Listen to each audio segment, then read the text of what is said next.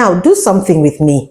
Pinch your nose, close your mouth and swallow. Do you feel a sensation of something moving up to your ears? If you did, that's because your eustachian tube, a tube that connects the back of your nose to your ears, opened, and it allowed air go into the part of the ear we call the middle ear. And you're now wondering, what's the middle ear? Okay, the ear has three parts: outer, middle, and inner.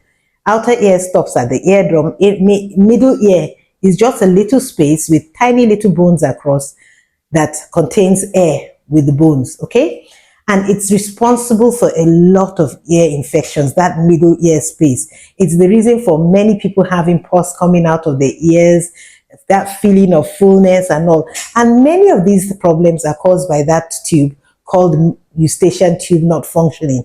The job of the eustachian tube is to open, close anytime you yawn, you swallow, or whatever, and allow air go in, and any fluid that has accumulated there come out. So sometimes when that tube is not working, and it can be from so many different things, a cold where there's congestion in the nose, there's also congestion at the back of your nose, and that's the space in which the eustachian tube opens.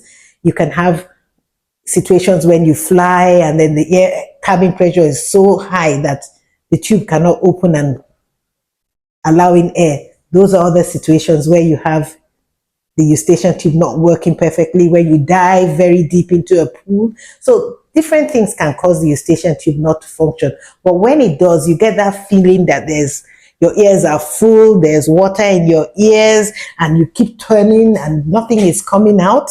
And sometimes you hear a noise. It can be a high-pitched noise. Your voice sounds very loud and you feel you have to whisper and all. So sometimes you just don't hear well. Or in children, you just notice that today the child hears well, tomorrow he doesn't hear well. Today he's listening at a low volume, tomorrow he's listening at a high volume to his radio or his TV or whatever. Anyway, those are all caused by dysfunction of the eustachian tube. So we'll talk about what we can do about dysfunction of the eustachian tube in another clip.